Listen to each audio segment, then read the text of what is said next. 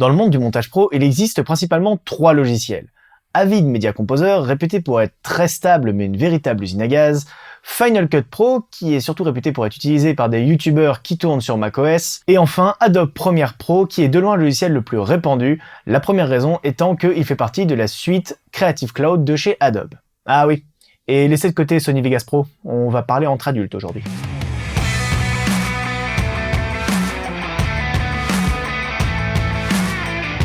S'il y a bien un truc qu'on essaie de gagner quand on fait du montage vidéo, c'est du temps. Et pour ce faire, je vais vous donner aujourd'hui 10 petites astuces qui devraient vous aider à travailler plus rapidement et plus efficacement quand vous montez vos vidéos directement sur Premiere Pro.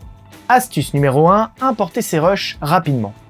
Je le répète dans chacun de mes tutos, mais inutile de perdre du temps à cliquer sur Fichier, Importer, sélectionner vos rushs et les importer. Vous les prenez dans l'explorateur et vous les glissez directement dans votre chutier. C'est plus rapide, c'est plus simple, bref, je comprends toujours pas qu'on puisse faire autrement. Astuce numéro 2, utilisez les raccourcis clavier. Comme V pour retourner à l'outil sélection, C pour l'outil Cut, flèche du haut et flèche du bas pour aller à la fin et au début de chaque élément dans votre timeline. En sachant qu'il faut que les petites cases V et A soient cochées pour que cette fonction prenne effet sur ces lignes de timeline. Et un dernier pour la route, Alt plus la roulette de votre souris pour zoomer ou dézoomer sur votre timeline.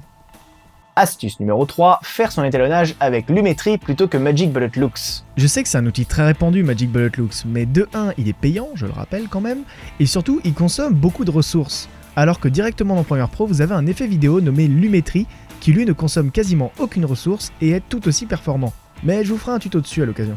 Astuce numéro 4, imbriquer ces éléments dans une même séquence. Quand vous voulez cumuler par exemple un effet de ralenti et un effet de stabilisation, Premiere Pro va en général pas apprécier.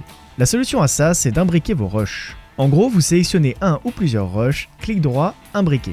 Et ça va vous créer une nouvelle séquence à partir du ou des rushs sélectionnés. L'intérêt du coup, c'est que vous allez ralentir le rush dans la composition et vous allez appliquer l'effet de stabilisation sur la composition. Et comme ça, Premiere Pro vous fout la paix. Astuce numéro 5, supprimer les attributs en seulement 2 clics. Si vous avez appliqué par erreur un effet sur tous vos rushs, plutôt que de les sélectionner un par un et de le supprimer, vous les sélectionnez tous, vous faites clic droit, supprimez les attributs, vous choisissez ce que vous souhaitez supprimer et vous cliquez sur OK. C'est un peu plus rapide quand même. Astuce numéro 6, exporter avec Media Encoder.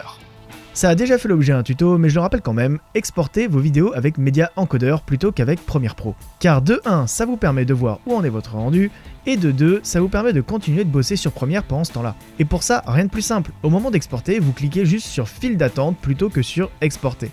Ça va vous démarrer Media Encoder, l'ajouter à la file d'attente de rendu, et vous n'aurez plus qu'à cliquer sur le logo vert pour le lancer. Astuce numéro 7, Alt et clic pour dupliquer. Pour dupliquer un élément, plutôt que de faire copier-coller, vous pouvez juste rester appuyé sur Alt et déplacer votre élément. Ça le duplique. C'est tout con, mais c'est pratique. Astuce numéro 8, si jamais vous voulez quand même copier-coller.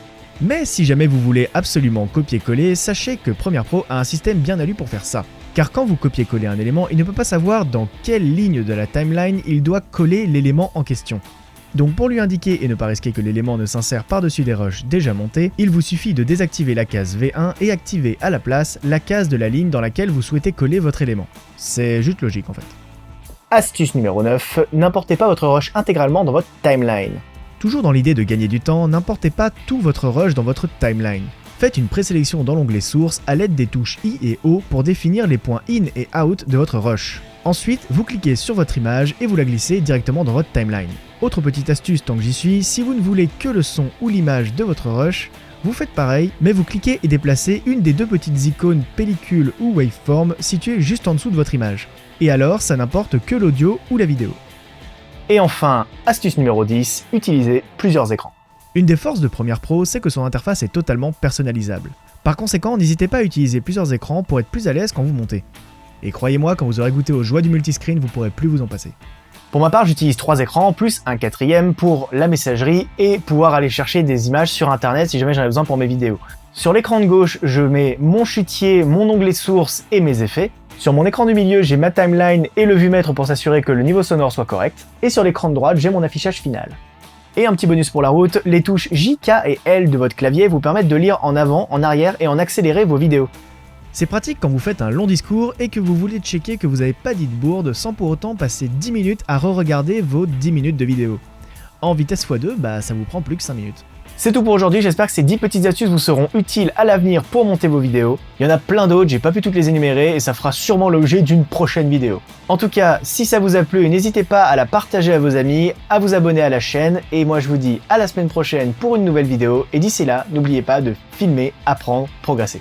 Ah oui, et si jamais vous avez vous aussi des petites astuces, n'hésitez pas à les partager en commentaire, comme ça on peut en débattre tous ensemble.